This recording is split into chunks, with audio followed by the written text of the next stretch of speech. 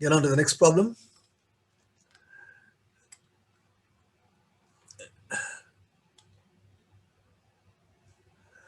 The next problem is a geometry problem.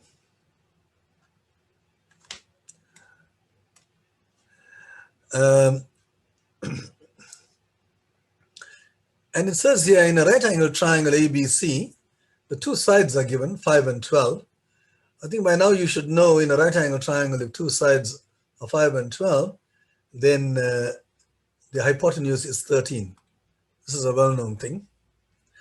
Okay. And then at A here, you draw an arc like this. And at B, you draw another arc like that. And the question is, if these arcs intersect the hypotenuse at M and N, then what is this length here? What is the distance from M to N? Now, this is not a difficult problem at all. If you just use some common sense, the full length of this is, as we said earlier on, is 13. Square root of 5 squared plus 12 squared is square root of 25 plus 144. This is square root of 169, which is 13. All right, so the full length of that is 13. We don't know what this question mark is, but we do know that there's a circle here. So AC is a radius of a circle, and it's the same as AM. So the distance from A to M, AM, is 12.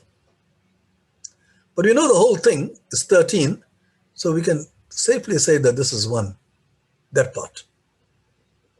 Okay, because this part here is 12. Now likewise, you've got this part here is 5, so therefore that part is 5. And the whole thing was 13, and this part here is 5, so this part is 7. And straight away you got the... Sir, shouldn't it be 8 instead of 7? Yeah. Because it's 13 minus 5 is 8. Oh, 13 minus 5. Yeah, the whole thing is 13, and you're taking away 5.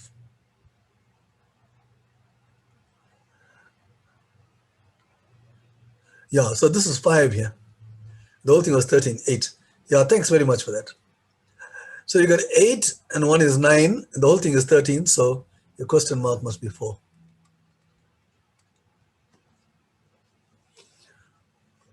All right. How many of you got 4?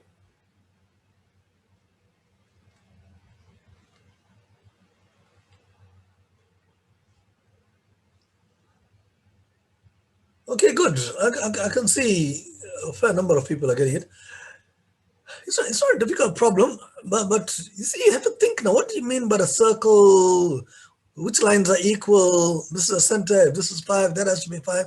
You put together all the pieces of information that you've got, but you must gravitate towards your answer. This is what we are going towards. So this little thing, if you know that, and if you know that, you know the whole thing, then you are there. So that is what we were trying to do here in this problem. Okay, so let's just clear the drawings and get to the next one.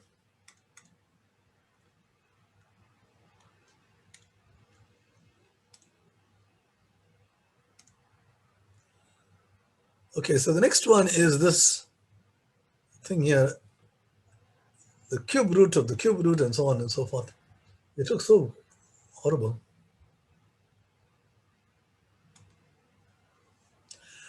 Well, it's some power of p, and you need to know what the power is.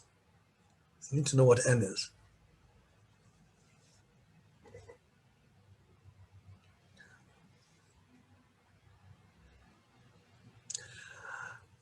We can do it like this. Look, the cube root of something, if the cube root of x is 3, what is x?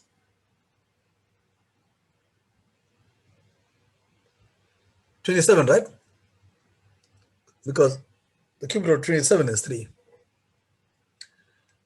But the correct answer will be x is 3 cubed. Where cube root means you're multiplying something by itself 3 times. So when you cube this, you'll get to your x. Right? So your x is 3 cubed. Now if I start with this,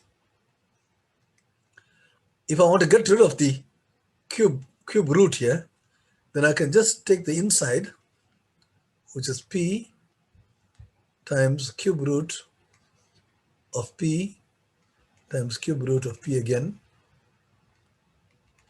I'm going to cube this entire thing, and I get p to the power of n all cubed.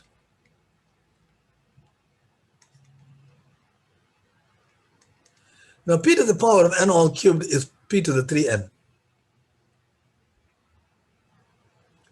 All right, now let's have a look at this one here now. This is p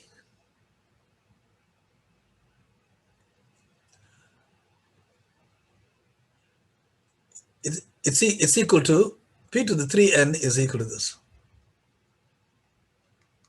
So let's divide by p, because I've got a p outside here, and that is equal to cube root of p times cube root of p. All right, now I got a cube root of something here. This part here, I can use my laws of indices to say it's 3n minus 1,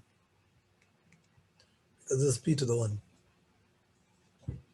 So I got p to the power of 3n minus 1 equals, again, it's equal to the cube root of something.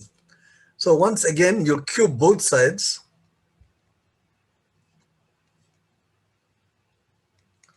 It's equal to the cube root of something, but the something is this.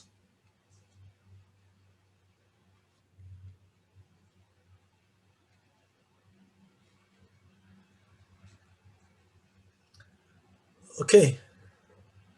So I'm running short of space here. This part here, using the third law of indices, is p to the power of this multiplied by this. So this is p to the power of 3n minus 1 times 3. And when you expand that, you get 9n minus 3. 3 times 3n minus 1. So I got p to the power of 9n minus 3.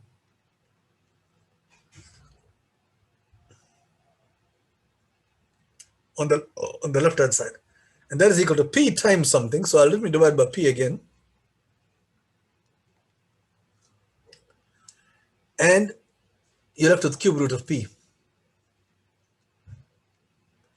Okay, again by the third law of indices, this gives you, second law, 9n minus 3 minus 1 is 9n minus 4 is equal to cube root of p. And once again, I'll cube both sides.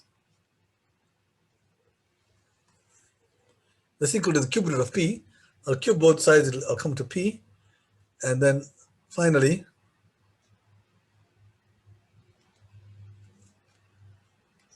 let's just create some space here.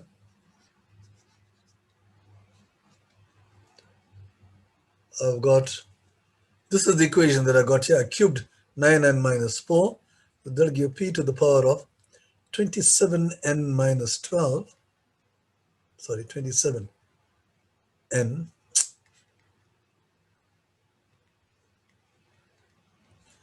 3 times 9n minus 4 minus 12 here. And that's equal to p. So that's p to the 1, you see.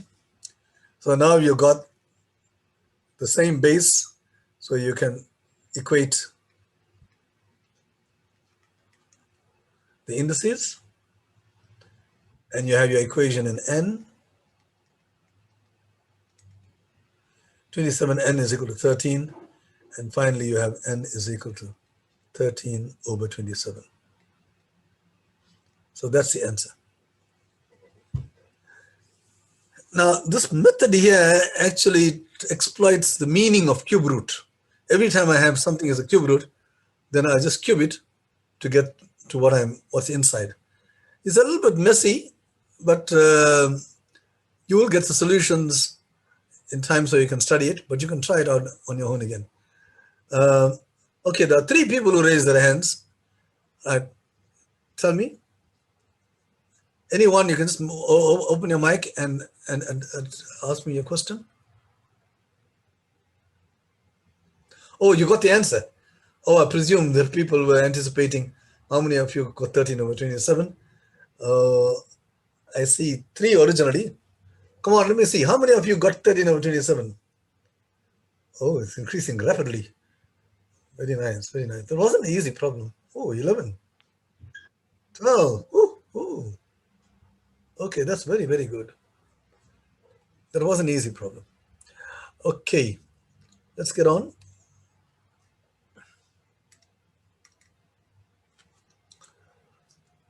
The next problem is a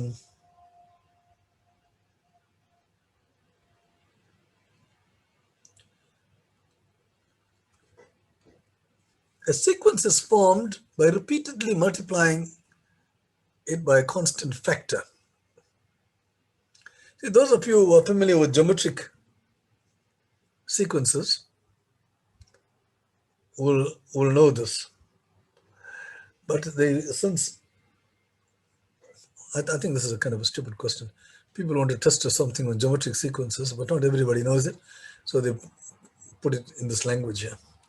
Anyway, a sequence is formed by repeatedly multiplying by a constant factor. Now, what does this mean? Now, for instance, you're starting by 54, you multiply it by something to get 36.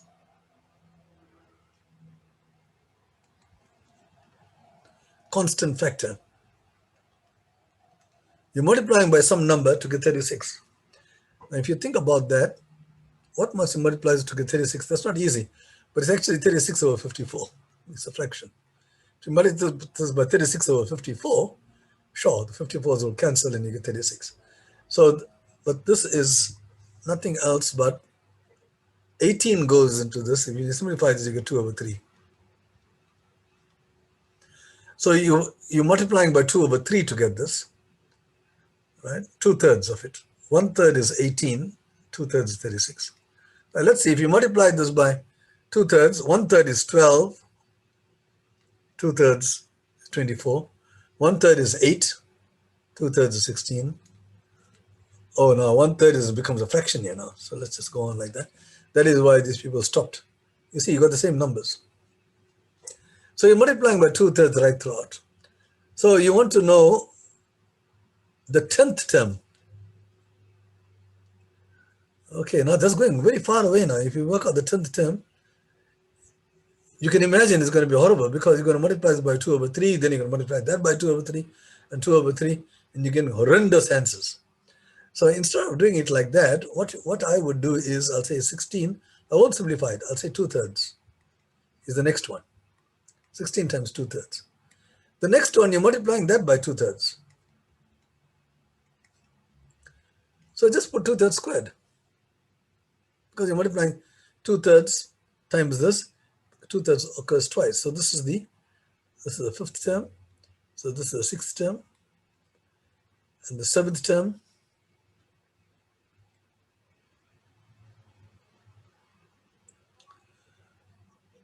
The 7th term will be 2/3 cubed. The 8th term will be 2/3 to the power of 4. The 9th term will be 2/3 to the power of 5. The 10th term is 2/3 to the power of 6. And that's exactly what we wanted to get to, the 10th term.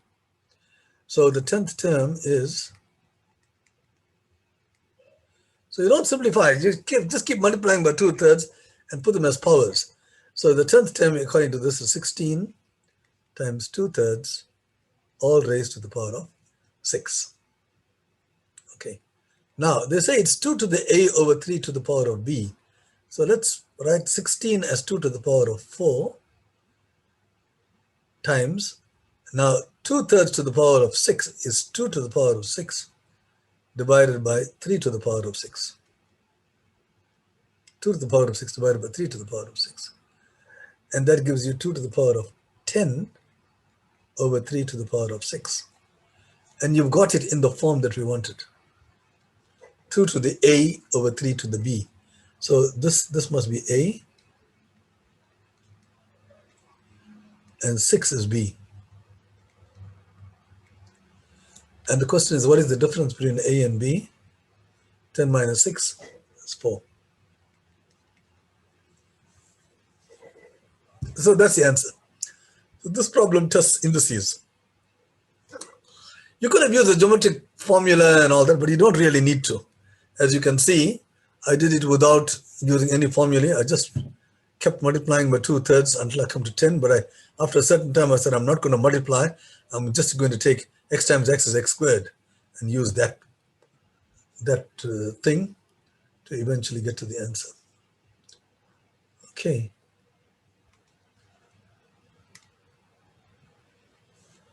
So the next problem, let's just clear this thing.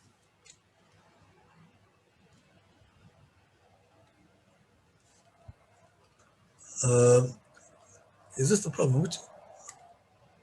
Okay, this 13. Okay, now we go to 14.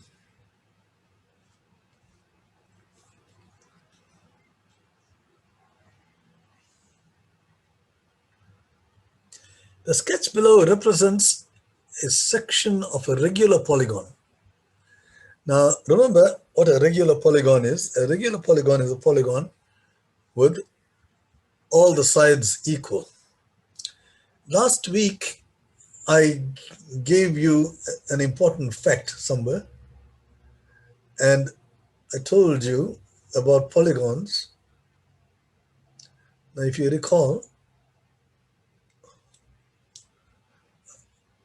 I told you that if you've got a regular polygon,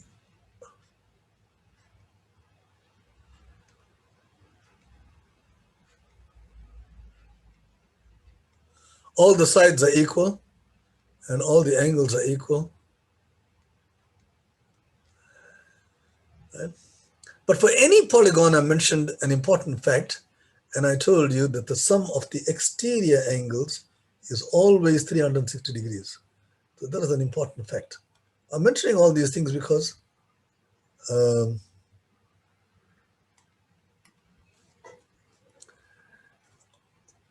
whenever you got polygons, you can be rest assured that that fact will come up. The sum of the exterior angles is 360 degrees, regardless of the polygon. Now here you've got a polygon here with very large interior angle. All these angles are equal, but they seem to be almost straight here. The size of angle BDC is only 10 degrees. So if you join DC, now what is it? BDC, BDC. So I have to join BD. So this little angle here, which is almost invisible, that is 10 degrees.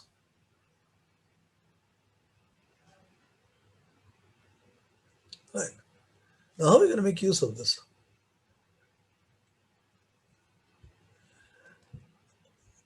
Okay, before we go on, the question is, what is the perimeter of the polygon?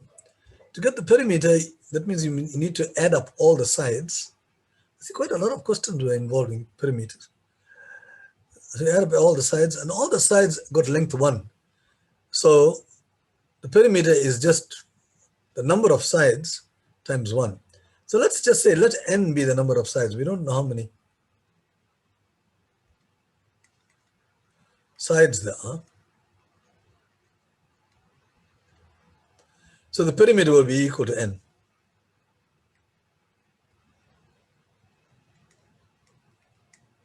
If the n sides, each one is 1, so the perimeter is n. So we need to work out the number of sides. All right, now we know in a regular polygon, all these exterior angles are equal, right? All of them exterior angles are equal. So if I say, let the exterior angle be x, they're all equal. Then according to the statement here, you got, because it's regular, all the internal angles are equal, and therefore the external angles are equal also. So all the exterior angles are equal to x, right? All the exterior angles. So I can say let exterior angle be equal to x. The n of them, we said there are n sides, so there will be n exterior angles. So when you add up all the exterior angles, you're going to get n times x plus x plus x, n times. And we just saw that the sum of the exterior angles, that's what I was trying to do. I'm adding up all the exterior angles. We know it's 360 degrees. Okay, so we need to calculate the number of sides. So n must be equal to 360 over x. That will be the number of sides. So now the problem reduces to what is an exterior angle equal to? And this little thing, they tell you that this is 10. This tiny little fellow here, which is almost invisible, is 10. But remember, this is a regular polygon. So these two sides are equal. All the sides are equal, right? So this is an isosceles triangle. So it means that this other little fellow is the same as his brother here on this side. And now to get the exterior angle, now you see, it allows us to get the exterior angle. All I have to do is to extend that BC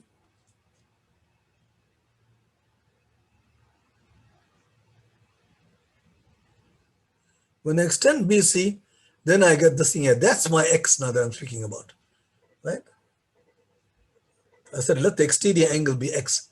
So this x here, now from this picture you can see that x is actually equal to 10 plus 10. It's your Planck theorem. A straight line here, straight line. The interior opposite angles are 10 and 10. So x is actually 20.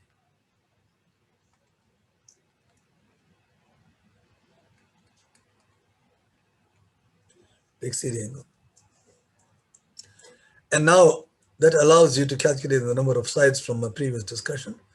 360 divided by 20, because x is now the exterior angle. The sum of the exterior angles is 360. Cancel. 2 goes into 36 18 times. So the number of sides is 18.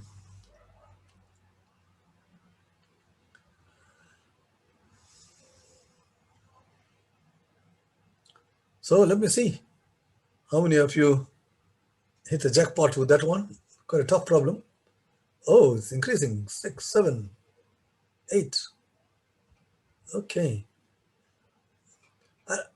12, 13. Oh, that's very nice. I'm so glad, because it means that you're making good use of the fact that the exterior angles of a polygon is 360 degrees, and you use that information. Thank you very much. Okay, now we need to get on to the next problem.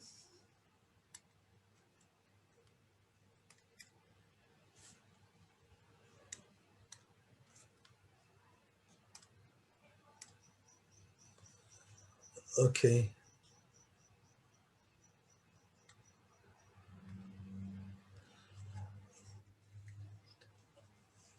Abby and Zelisma are running to get fit for a road race. All right, they are explaining why they are running. They could have been running away from police. Although it's got nothing to do with the problem, but still, it's nice to know. Abby starts running 2 minutes before Zeliswa. Let's just put this to a diagram here. And imagine this road is a straight line. I want to understand this problem. So let me draw the road first. So Abby starts running 2 minutes before Zeliswa. So Abby starts running. Zeliswa stays still, allowing Abby to run for 2 minutes.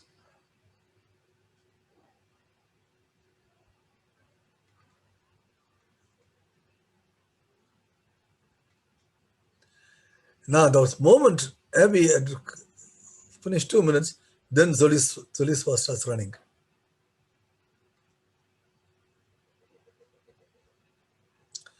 Right. Now, the speeds, the Abby speed is 11. And Zeliswa's speed is 13. Okay, so Zeliswa is traveling faster than Abby. So at some time or the other, Zuliswa is going to overtake Abby. She's traveling, although she's got a 2-minute fast, but she's going to overtake her, right? Because she's always going to be 2 kilometers per hour faster than Abby. So they're going to meet somewhere. And the question is, when she catches up, suppose they catch up here. This is where this Zuliswa and Abby are together at the spot. Right. Now the question is, how many minutes will it take Zuliswa to catch up with Abby? These same problems can be quite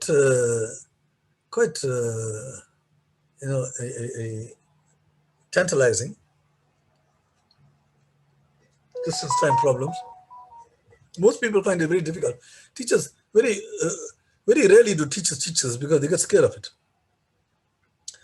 Because the thing is, you have to decide what your unknown is going to be. That is really the huge problem. Now, and to decide what the unknown is going to be, you have to have some equation, so that you can solve for the unknown. And this is the observation.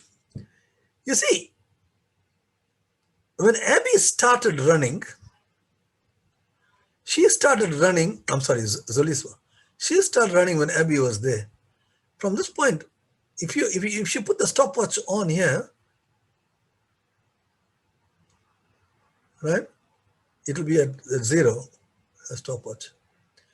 And then when she starts running and she puts the stopwatch on, then she goes on, and then eventually she catches up with Abby. The important thing here is that we don't know how long it will take for it to get there, but suppose it took a T minutes, because that's the question. How many minutes will Zuliswa take to catch up Abby? So let T be equal to this.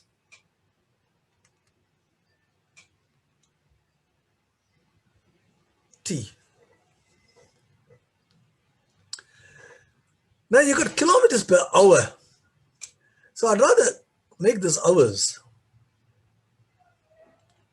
And I'll tell you why. Because I want to know how far Zuliswa traveled in T hours.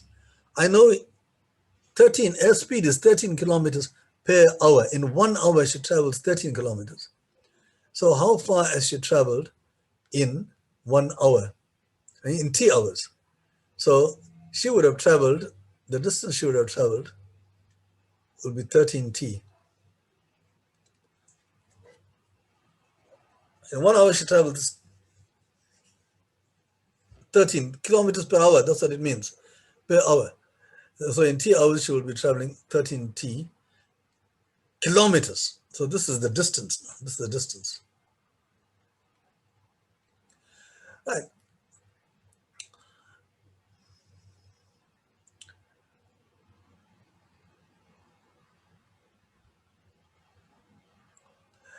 But actually, we're really not interested in that. I'm sorry. I'm more interested in what Abby has traveled.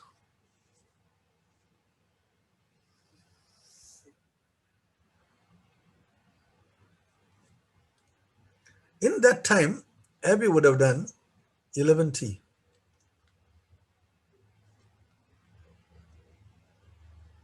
But Abby would have had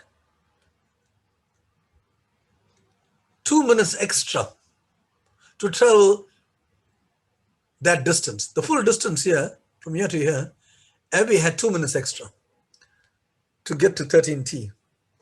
Now she's traveled for T hours, and 2 minutes, you have to convert that to hours.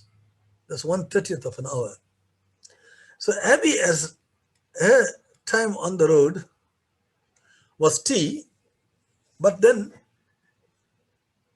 she had this amount of time to travel altogether, because she traveled for this amount of time.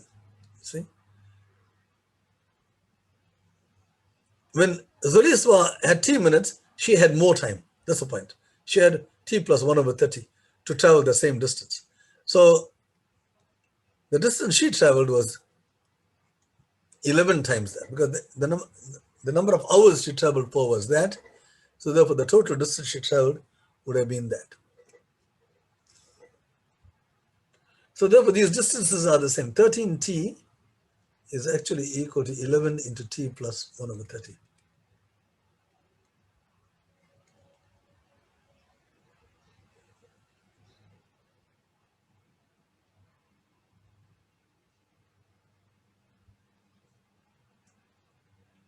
And if you work this thing out, you'll see you get 13t minus 11t is 2t. 11 times this is 11 over 30. So therefore, 2t is equal to 11 over 30.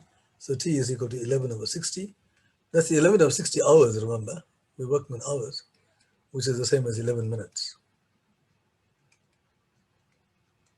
So the answer to this problem is 11 minutes.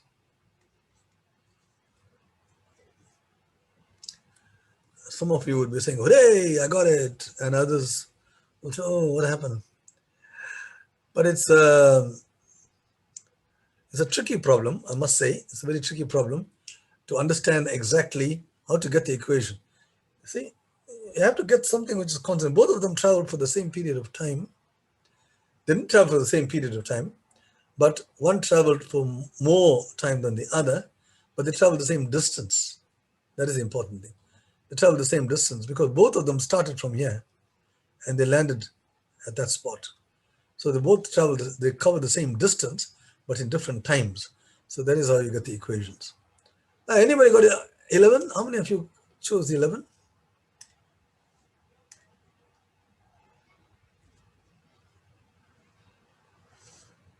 9. Okay, so we've got a very good, larger number of people. You only need 50% to get into round 2. So if you got 10 out of 20, you're on your way. That's a nice thing. All right. But there would be many people in the country will get 100%. We always see that. So there's some bright kids. Okay, now the next problem we want to go to is, what is the units digit of this? Okay, you are multiplying 1846, 1846. Let's multiply this whole thing out. 82 times 1846. 82 of these. And then you're multiplying 107, 1007, 1007, 82 times. Okay, now, so when you multiply these digits, now you got the units digits. If you just track the last digits, you're getting 6 times 6 times 6 times 82 times. And here the units digit is 7 times 7 times 7, 82 times. You got the same power, right? Now 6 times 6 is 36. So if you multiply 36 by 6, you still get 6. So the last digit is, for this number here, or the units digit, is 6 for this part here. So the last digit of that monstrous number is 6. So we need to know what the last digit of this is. All right. Now this is going to be a problem because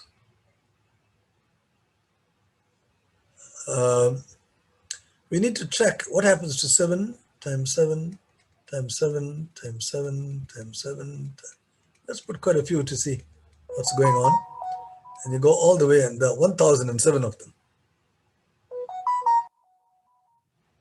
No, not 1000, 82 of them. Right. Now, if you take 7, the last digit of just 7 by itself is 7. When you come to this 7 times 7, the last digit is 49. When you come to this 9 times 7 is 63, the last digit 63. 7 times 7 times 7, the last digit is 3. It's actually 343. Some of you will know, but the last digit is 3. The last digit of this 3 times 7 is 1. The last digit of 1 times 7 is 7. The last digit of 7 times 7 is 9. The last digit of this is 3. This is 1. Now you can see the last digit is 7 times 9 times 3. It's either 7 or 9 or 3 or 1, 7 or 9 or 3 or 1. It's going to be one of those. But it all depends on how many you are multiplying. I'm multiplying 82 of these. And when I multiply 4 of them together, you see, then the last digit is 1.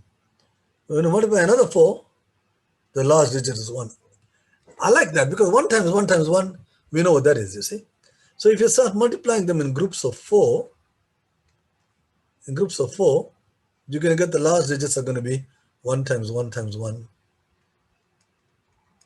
That helps me a great deal. But you've got 82 of them. So the last, you'll have, in groups of 4, you'll have 80 are knocked out, right? 4 times 20. And you're left with only 2 sevens at the end. And you're going to have 1 times 1 times 1 all here. But this last 2 digits will give you 7 times 7 is 49. And here's your 9. So the last digit of this monstrous number is 9, because the 82 of them, when you group them in 4s, the last digit is 1, so you have several 1s, and then you're left with only 2 because you've got 82 altogether. Those 2 will be, the last digit of that will be 9. So in the end, you got the last digit of this is 6, the last digit of this is 9, and so therefore the last digit of this entire thing is the last digit of 6 times 9, which is 54. So the very last digit is 4. That's the answer to the problem. Okay. Now,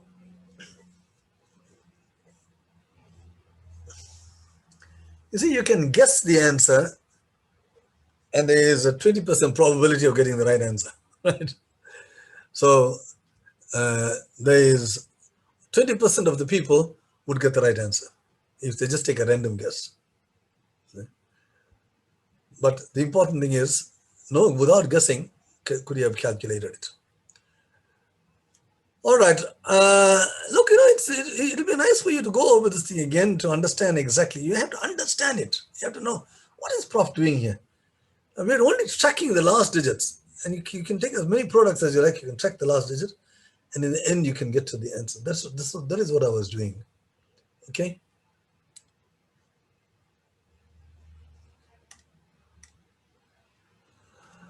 All right, let's get on to the next problem. We are at problem number 17. We've got 12 minutes. I think we can make it. 3 balls marked 1, 2, and 3 are put into a bag.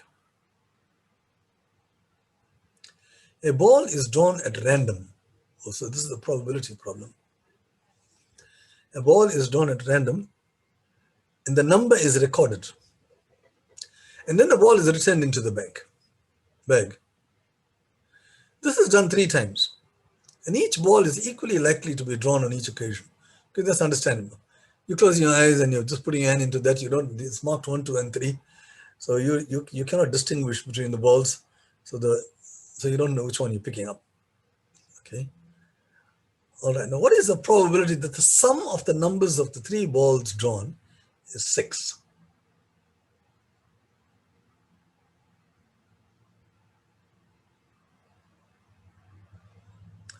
Now, you probably will have no idea where to start with this thing here. But we need to see what's going on in this and see what are the possibilities. What I'm going to do is I'm going to say what are the possibilities for the 3 draws. And you got draw 1, draw 2, and draw 3. Okay, what are the possibilities? Then they are marked 1, 2, and 3. I could have started off with 1, 1. Let me just look at the first 2. Then I could have had 1, 2. Or I could have 1, 3.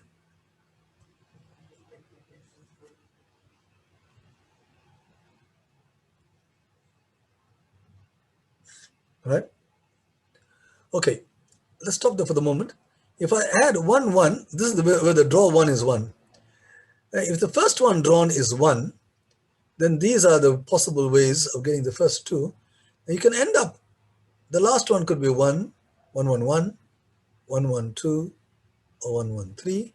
The same thing here, 1, 2, 1, 1, 2, 2, 1, 2, 3. And the same thing here, 1, 3, 1, 1, 3, 2, 1, 3, 3. What does this mean? It means that if the first one was a 1, I've got 9 possible ways of getting the first one as 1. Right? You can take any one of these. 1, 1, 1, 1, 1, 2, 1, 1, 3, 1, 2, 1, 1, 2, 2, 1, 2, 3, 1, 3, 1, 1, 3, 2, 1, 3, 3. There are 9 of them. Likewise, you have a similar kind of an argument. If the first one was 2, there'll be 9 there. And if the first one was 3, there'll be 9 there. And the first one can be only, those are the only possibilities, 1, 2, or 3. And this exhausts all the possibilities. So there are 27, 9 plus 9, possibilities altogether.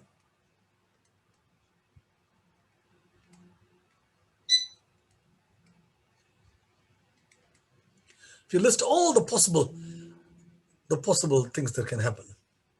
Right. Now, let's get back to the question. They say, what is the probability that the sum of the numbers on the 3 balls is 6? So you need to isolate those numbers here which add up to 6. Right. Now in this group here, are there any which add up to 6? The first group.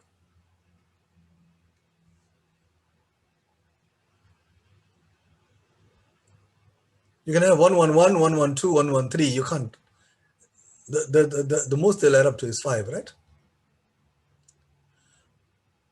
And in this group here, yes, you got 1, 2, 1, 1, 2, 2, 1, 2, 3. So there's 1 here in this group.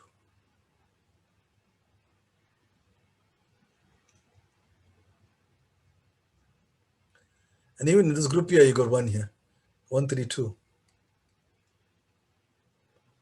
But just observe, when you get adding up to 6, now we have to ask ourselves, how can 3 numbers add up to 6? Well, you can have 1 plus 2 plus 3, or 2 plus 2 plus 2. That also adds up to 6. There's no other way in which you can add up to 6. So you need to have all of them are different, or all of them are the same. Now 2 plus 2 only occurs once here. Here, where it starts as 2, it occurs there, and that's it. It doesn't occur anywhere else. But when I say okay, when you say 1 plus 2 plus 3, that means I'm allowing 1, 3, 2. I'm allowing 1, 2, 3. I'm allowing 3, 1, 2. I'm allowing any combination of 1, 2, and 3 will be allowed. So how many such combinations have you got? Well, it's just the number of ways in which you can rearrange 1, 2, and 3, right? And if you can do it like this, you can say this is 2, 1, 3, 2, 3, 1, 3, 1, 2, 3, 2, 1, or whatever. If you count them, you'll see you get 6 ways in which you can arrange 2, 1, 3. So I just counted 2 of them here. One of them was 1, 2, 3, and the other was 1, 3, 2. But you could have had 2, 1, 3, 2, 3, 1, or you could have a 3, 1, 2, 3, 2, 1. Okay. So there were 6 there, and the 2, 2, 2 was another one which belongs, which is slightly different. That gives you the another one. And there are no more. The only ways you can add up to 6 is 1 plus 2 plus 3, or 2 plus 2 plus 2. So these give you 6 possibilities. These give you only one possibility. So 7 of these 27, right, add up to 6. So the probability of getting the sum 7 is 7 is to 27. Only 7 of them are successes. That's the answer. Probability is something that you would do in matric. But you'll notice the way I argued here, it's all logic, guys. It's all logic. You don't need any formulae. You just have to think now, what's going on? How do I count? What do I do? What's the question? When you got 3 numbers adding up to 6, what does that mean? See, interrogating it and marching forward, right? You can get stuck somewhere, but you must just think again, and you know you're going to plot forward. See? You could have written the whole 27 down and then see which one add up to 6, but you don't have much time. You only have 1 hour to do 20 problems. But if you did all the first ones quickly, but that'll take a long time. This argument, this logical argument, helps you to get very quickly to the answer without listing the whole 27. The whole 27 numbers. Okay, so the next problem is a geometry problem. We don't have much geometry problems.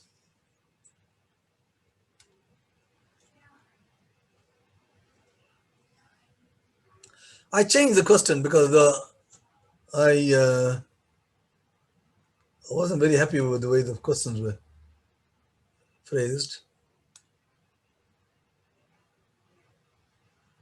So this problem here, you got a quadrilateral. So let's just draw this quadrilateral. The diagram is not given. Oh, the diagram was given in that quadrilateral, I think. But I'm not giving the diagram. With good reason. Okay, so it's some quadrilateral, and then one line is parallel to the other. So let's draw. Only one line is parallel, so let's just draw a trapezium here. Make sure this line is parallel. This line is parallel to this. And what else is given? It's given that maybe some of you never came to this problem. Let's just put PQ is parallel to SR. So PQ, oh, I'm sorry, PQ, R, S. So these lines are parallel. They say PQ is 5, PS is 4, and QS is 7.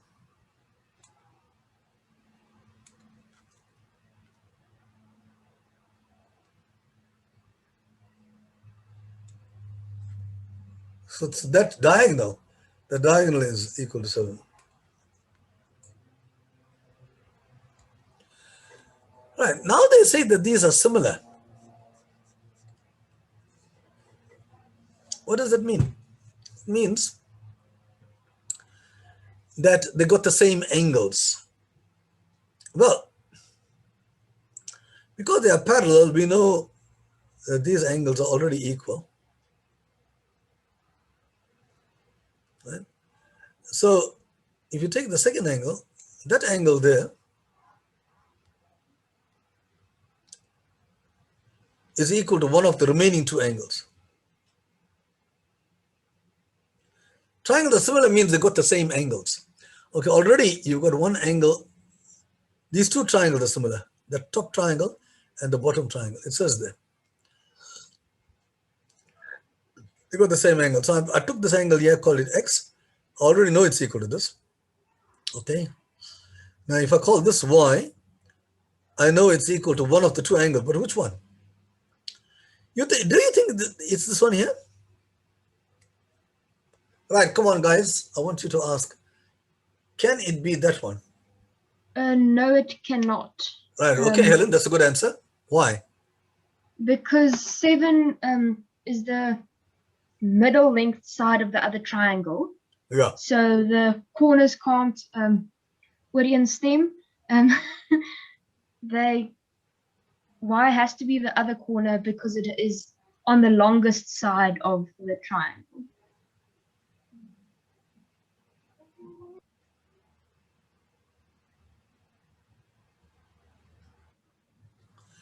You see, this longest side here, I just drew it like this. I don't know how big SR is. SR could have been here. You understand, Helen? I drew it like this, but I cannot use that as a fact now because I drew it like that. It could have been a short line. See? All we know is they are parallel. So don't assume anything that we are not given. We don't know that SR is the longer side. Okay, but that was a good answer. If SR was the longer side, then she is quite correct. But we don't know that.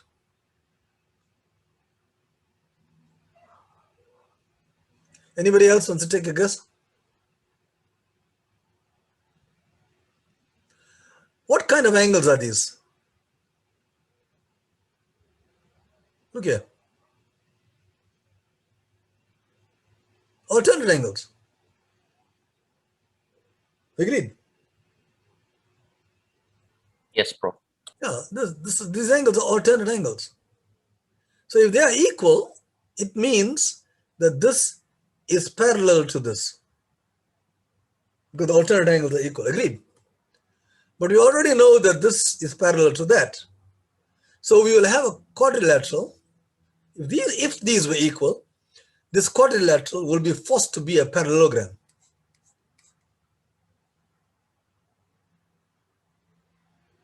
Do you understand? So this y here, this angle here is not equal to that. Otherwise, you will have a parallelogram. And it's given, quite specifically, it's given that this is not a parallelogram.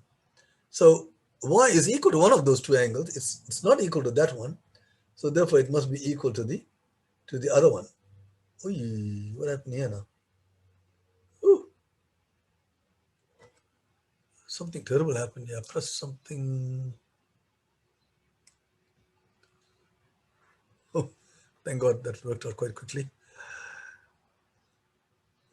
I get a heart attack every time something like this happens because I don't know how to manipulate these things. So we had these lines like that, but this is wrong now. Right? It would have been, oh, okay, sorry. So now I have to take out y from there. But y is equal to one of these two angles because the triangles are similar. It's not that one which you just chose. So it's now forced to be this. Right. So now the question is now, these triangles are similar. So I want to know what the perimeter is.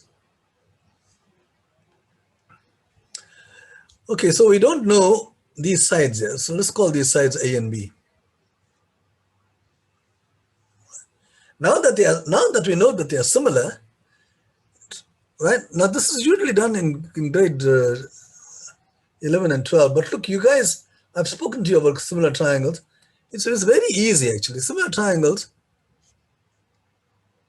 are two triangles which have got the same angles. I like to think of this as a photograph of that. You got a big triangle, as a photograph. And it means now that then straight away you should know that all these sides are being contracted in the same manner. If you knew that this is 8 and this is 6 and this is 10, right?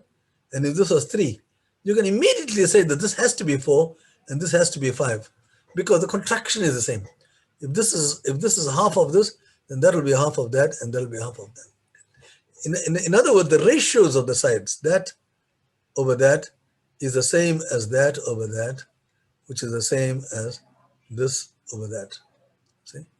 So bearing that in mind, I can now say that 5, let's take this triangle here, 5 over, right, 5 is paired off with y. 5 and y are pairs. When I say pairs, an angle and the side opposite it. Now what is paired off with y? The pair of y in the other triangle is 7. So I have to put a 7 here in the second triangle. Right? I'll say that again. The corresponding sides are 5 is opposite angle y.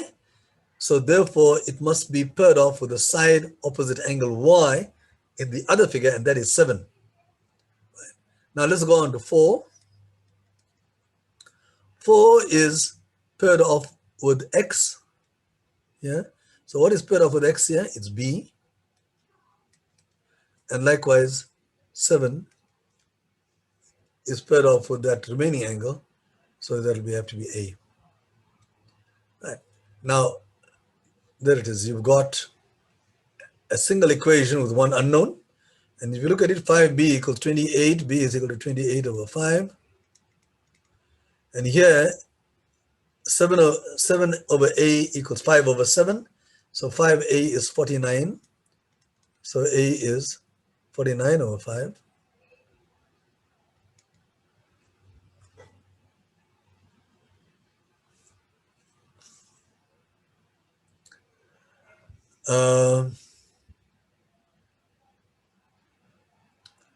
So they want to know the perimeter of this thing. So it's going to be 5 plus 4 plus a plus b. I don't know, it seems to me that I got something wrong here. But just check it out. I'm not getting a whole number. So there's a problem. The answer would have been a whole number. Okay, some calculation error. But I hope you understand what went on here. I don't have any time because I've already gone 6 minutes past the time. So just check it out to see where I went wrong. And all right. Okay, look, those who wish to leave, you can leave. Let me just stop here for the moment and talk to everybody. Okay, some people have already left. I want to just thank you for coming today. And lots of people have spoken to me on the chat column. I'll look at it later. But I just want to say that we won't be meeting again for the time being. Today is the last meeting. It's been very nice joining you guys to show you some pathways onto how to solve problems. We'll be coming back again on the 27th or something of April. So you got a long break. Now it's 13th of March. So in about 6 weeks' time or so, I'll return. You will get the notification. Just keep an eye on it. When we come back, we'll be still looking at problems, but we're looking at more challenging problems, right? Because those people who come back, I want everybody to come back, whether you got into round 2 or not. That's not important. But what is important is you learn how to solve problems, even difficult problems. Don't bother about whether you got into round 2 or not. That's an immaterial, right? But as you go on, you see you'll become better and better. So next year, you'll be much better equipped to deal with Olympiad problems. So don't miss out on classes, okay? So we will meet again on the 27th of April or thereabouts. The South African Math Foundation will contact you. And then we will take it from there. We'll tell you how long we're going to meet and so on and so forth. Okay, now before I will do 19 and 20 because I know some people want to know that and others want to leave. But those who want to leave, do you have any questions? Anything you want to say? All right. But you can say it, whatever you want to say, you can say it in the chat column. And one of the things I'd like you to say in the chat column, those people who are already here, the 28 of you, is if you've been reading the book, I just want to get your comments on the book. Is it readable? Is it difficult? Hopefully you have been looking at my book. I'd just like to know, what the pitfalls are and what are the pluses and so on, so that, we have some sense. We always like to have commentaries on the book. And also the people who are selling the book will want to have some statements about those who read it. So then your statement might go into the website. So please just share your comments. Take a little bit of time to do that. You can do it at the end of the class if you want. But I just want to go through this last bit. I don't know how difficult those problems are. I've forgotten what they are. The last problem is usually a very sticky problem. Oh, we've done this. Oh, this one. Oh, yeah. Hey, wait a minute. That's 19. That's 18. Oh, this one. All right, I'll do this thing quickly here. 19 about license plates. It's that counting principle that we have been speaking about. The first counting principle and second counting principle we've done quite a few of that. So, so you're making license plates, which with letters, like the Gauteng people have two or four letters of the alphabet and two numbers, but the KZN have got only two letters and six numbers. So there are different ways of doing this thing.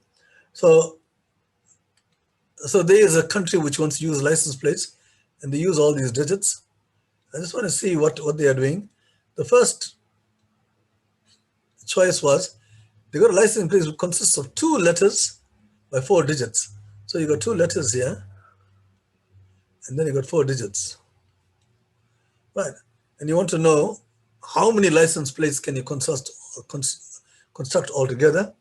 And this is the first counting principle. And the way we did it was to say, okay, let's see in how many ways can you choose the first letter. This is a letter of the alphabet, and there are 26 letters. No, nothing is A to Z.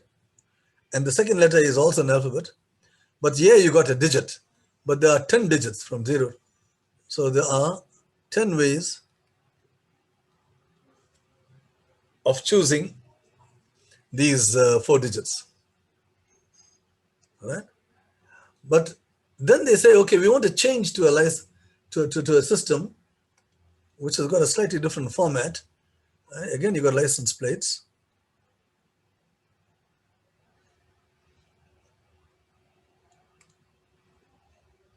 But this time, it says the first 4 digits consists of 4 letters. So you got 4 letters in the front, and then followed by 3 digits. So you got 7 numbers now. Well, previously you only had 6, but you got 7 now. And the first 4 are letters of the alphabet. So, and there are many more choices. So therefore, you can make many more license plates. You can make many more because you got 7 digits, and you can choose more alphabets. Oops. You can choose more alphabets. So here you got, again, you got 26. 4 of them are letters of the alphabet, and only 3 of them are digits. So here you got, the total here is 26 squared times 10 to the power of 4. And here the total is 26 to the power of 4 times 10 cubed. That's the total number of license plates you can make in the second case. And in the first case, that's the total number of license plates you can make. And the question is, by what factor will the number of license plates increase? Now you have to translate that. If I say increase 8 by a factor of 3, the answer will be 24. If I say increase 11 by a factor of 10, then it's 110. So the new number over the old number will be the factor, right? 110 over 11, 24 over 8. So the new number is that over the old number, and that is what you have to do. And when you simplify this, you got, by using the third laws of indices, you got 26 squared there at the top, and you got 10 cubed and 10 to the 4th here. So you got a 10 at the bottom because you got more 10s here, and this gives you 67.6. It is by that factor that the number of license plates will increase. Okay. And then finally, the last question. Last question is usually a difficult question.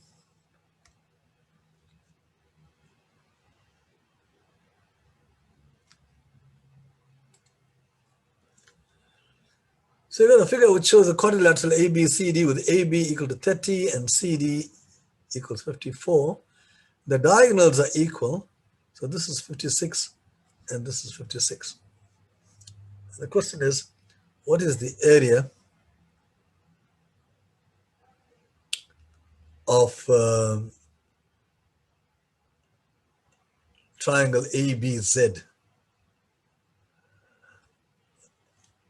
Okay. Now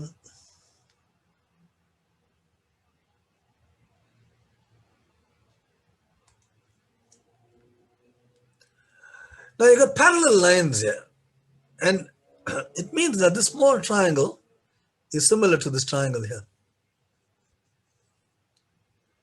The small triangle is similar to, because the alternate angles are equal and the vertically opposite angles are equal.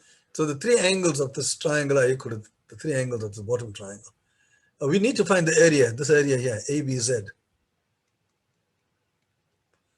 Okay.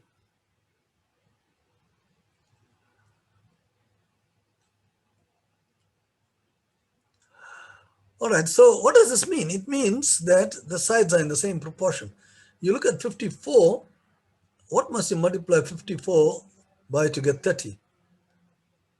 And what must you multiply 30 to get to 54? It has to be 54 divided by 30.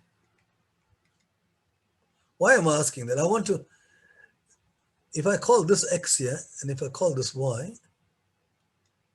right?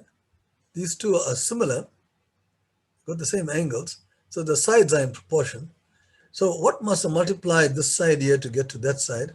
54 over 30 is 9 over 5. So if this is, so the multiplying factor, if I multiply this by 9 over 5, I'll get this. So I must multiply this by 9 over 5 to get this, you see? Like that. And if you take this, you have to multiply this by 9 over 5 to get to that one. Because these two triangles are similar. But it's given that the diagonals are equal. AC is a diagonal, BD is equal. So they're both equal to 56. So when I calculate the diagonal, I get x plus 9x over 5 gives you one diagonal. And the other diagonal is y plus 9 over 5. Sorry, y plus 9y over 5. That's the other diagonal. But both these diagonals are equal, and they're both equal in length to 56. So you got two equations, but there's only one unknown here in this equation. Right? Here I get 14 over 5, so this gives you x is equal to 20, I think. What is it, 14x over 5? Yeah. And the y is also 20. So this is the same equation. So x and y are both 20. So this is 20, and that is 20. So now the problem is, what is the area of this triangle? Right? The area of the triangle, now if you look at the triangle carefully, you'll see, I'll redraw the triangle. Two sides are 20, and the third side is 30.